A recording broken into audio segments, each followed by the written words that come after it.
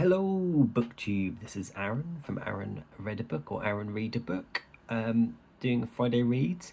Feels a bit weird doing Friday reads on the 3rd of January for some reason because it hasn't felt like a real week. But and I've just done my top 10, so it's quite close to my previous video.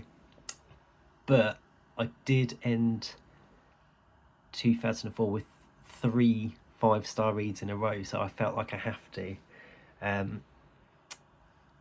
First of all, this one, which was 4-star, and I'm not going to talk much about it because it's in the middle of a series, and that's News from Thrush Green by Miss Reed.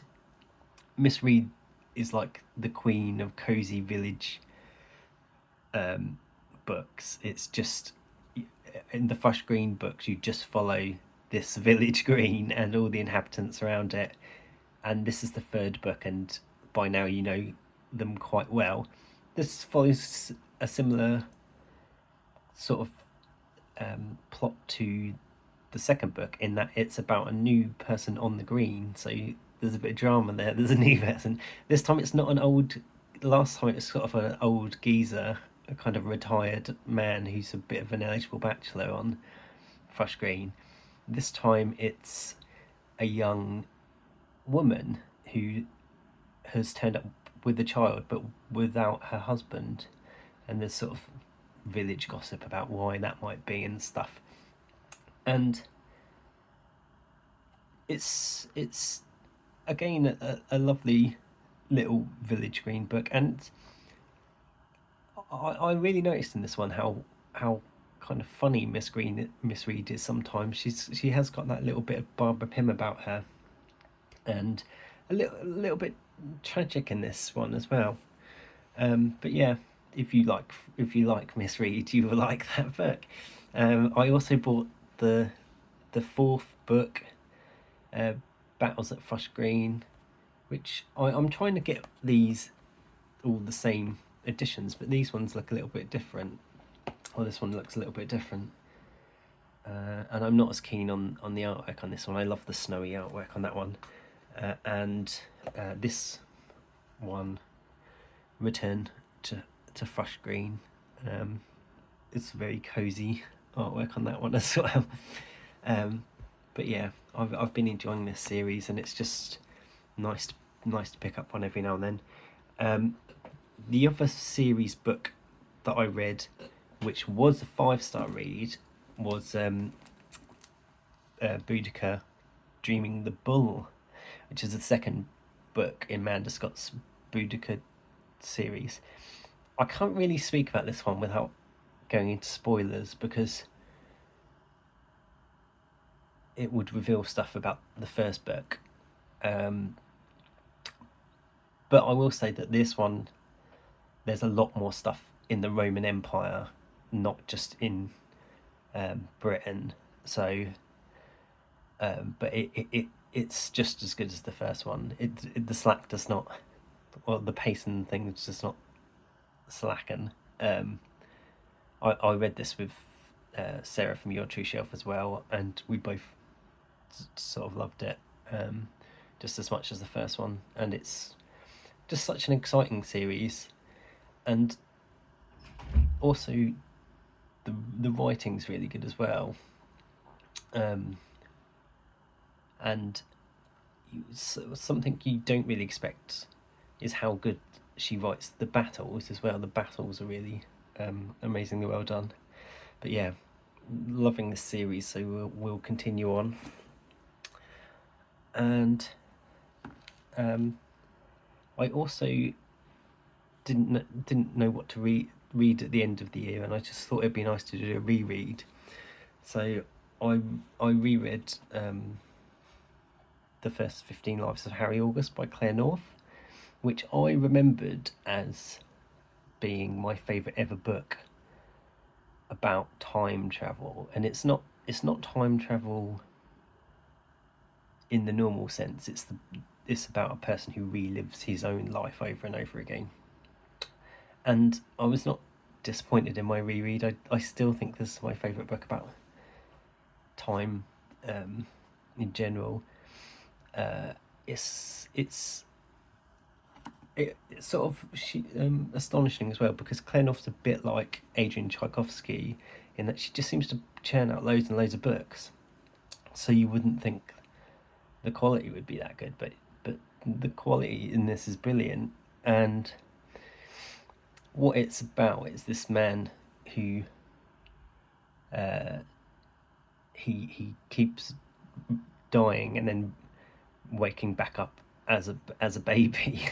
But he's when they're a baby, they don't remember their past lives. It sort of gradually comes back throughout their childhood when they're about 3 or 4.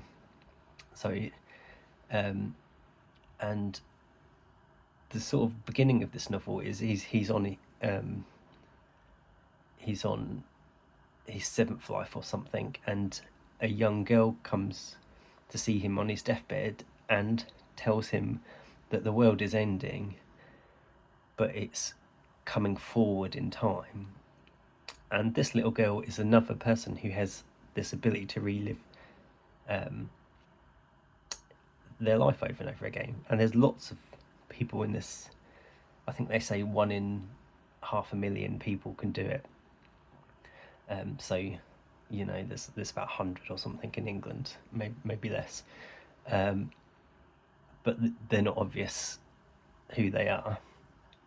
And they have a club called the Cronus Club, and they get together and help each other out in their lives. So if you're reborn and you don't want to live through your sort of boring teenage years again, the Cronus Club comes and basically adopts you and gives you loads of money and stuff, so you don't have to go through the boring childhood years over and over again.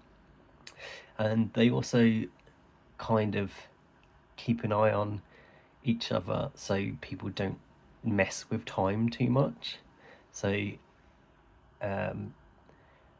because the only way to die for them truly is if they're never born, or there isn't. You can also wipe their brains so they don't remember their past lives as well. And some people do this voluntarily to just to start again when they're a bit bored of reliving their lives over and over again and want to experience new things. But so they kind of keep an eye on each other and make sure people don't mess with the timeline so much that it stops loads of people being born in the future, because they have like a network through time, and they can sort of they communicate through like stones and things and little secret catches and stuff, and they just leave little jokes for each other, and they have these clubs all around the world and stuff. But it's just a fascinating book in how much it explores history and science. And I think if you like history and science, this is a good book for you. But I think if you're put off by too much hard science stuff, it might put you off a little bit, because there is some delving into quantum physics in this. But really, I just love the idea of reliving your life over and over again. This was, I think, concept made famous by Ken Grimwood in Replay, but I think this is a much better book than Replay. And yeah, it's just really well done, and I think it's really thrilling, and the writing's good as well. Like it's a real page turner to me. It's quite a chunky book, but I flew through it this time and last time I read it. So yeah, high recommend, and just a great concept.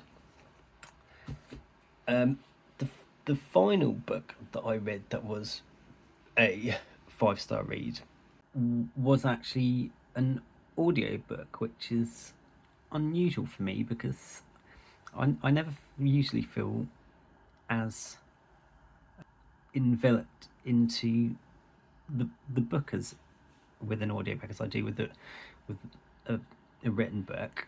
But this was called Trouble Boys: the True Story of the Replacements by Bob Mehr, and it's a band biography of a band from Minneapolis, Minnesota, and I'm interested to know if anyone who watches my channel is from Minneapolis. So let me know if you are. And this is a brilliantly written band biography. It's incredibly intimate and honest about the members of the band. They agreed. It's a sort of authorized biography, but they had no editorial say over the book. And from what the author says, basically, they were okay with it, because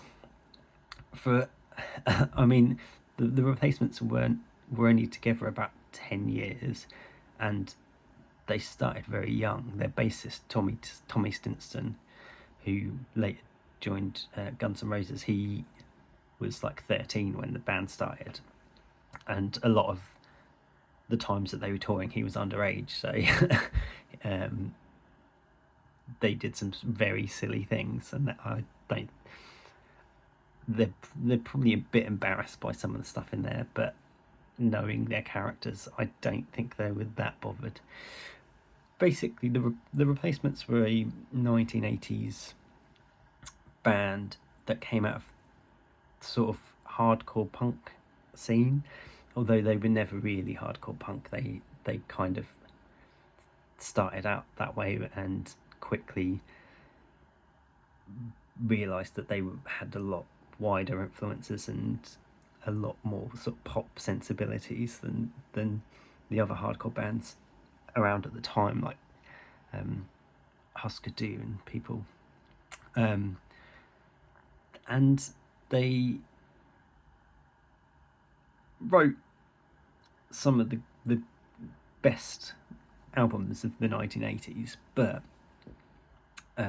they also missed out ever becoming famous. They're a cult band, and they just avoided this kind of 90s alternative music explosion, and I think they broke up in 1991. And they influenced a lot of the bands that were in that kind of explosion, and you can hear it in their records. And people like Frank Black from the Pixies is quoted in this book and stuff. And basically, they're a really interesting band to learn about, because the harder they try to become successful, the worse it goes. And in the early days, when they were writing all this great music, they also were unbelievably self-sabotaging. You would not want to work with them. They were a nightmare. They constantly had producers quitting on them whilst they were making albums. It was hard to even allow to get the job of producing their albums, because they would set people ridiculous tasks, like when someone wanted to represent them as their manager and stuff, they would be like, right, ring up the head of your management agency right now, even though it was like 3 a.m. They were terrible drinkers as well. All of them drank and had substance issues. And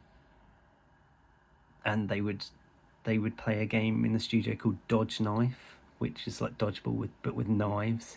They would smash up all their equipment.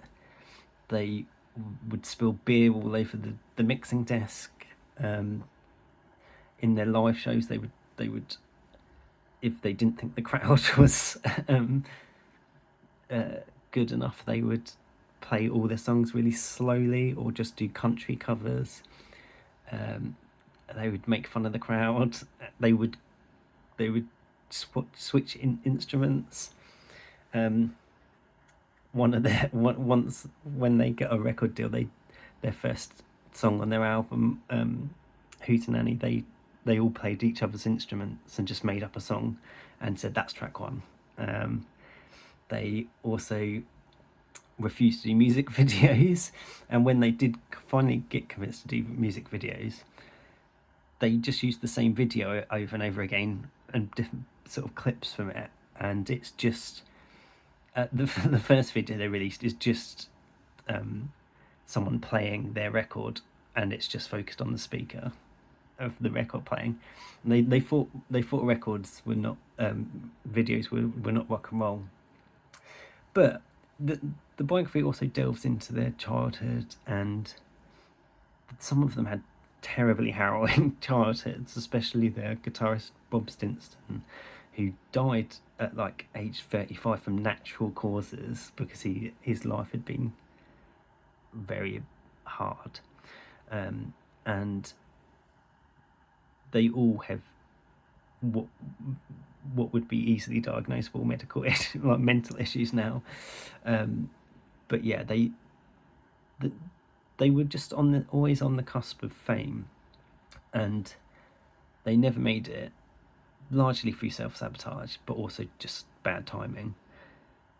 And it's just really interesting, sort of the perspective of this songwriter, Paul Westerberg, the songwriter of the band, always kind of striving for fame and also kind of not wanting it. He's a very he gets compared to Kurt Cobain sometimes from Nirvana, who had that same thing where he wanted to be famous, and then he did get really famous and he hated it, and it wasn't really in tune with his personality. But the Replacements, or the Mats as their fans call them, have remained an underground band, and it's kind of kept them pure in people's minds in a way. And they're very fondly remembered and very influential, and they wrote some great albums. But yeah, just their story was amazingly interesting to listen to. I'll pop one of their videos down in the comments where it's just where they've sort of purposely sabotaged the video, but they wrote some great songs. But yeah, I loved this as a rock biography. I think it did everything you want from a music biography, and just the band themselves are so, they have charisma, and you want them to succeed even though you know they're not going to, and they don't deserve to really when it comes down to it, because they were such a nightmare to work with, and they wouldn't even sign their first record company that they worked with. They wouldn't even sign a deal with them. They just refused to sign a piece of paper. So yeah, you're never going to get famous doing that. But yeah, it was one of my favourite ever music biographies I've ever read. What am I reading now? I'm reading Malice by John Quinn, which is the first of my chunky books of the year. Which on this year of chunky books is my goal this year. And yeah, I'm enjoying it so far. I am finding it a little bit confusing because there's so many characters in it, but I found a Reddit post a spoiler-free Reddit post that has a little description of every character in it to help me, because it's one of those books that jumps from perspective to perspective. So at the beginning it can be a little bit confusing when you've got so many.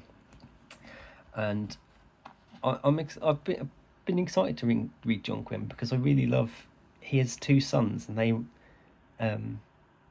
they do a booktube channel called The Brothers Gwyn, and I genuinely agree with their tastes.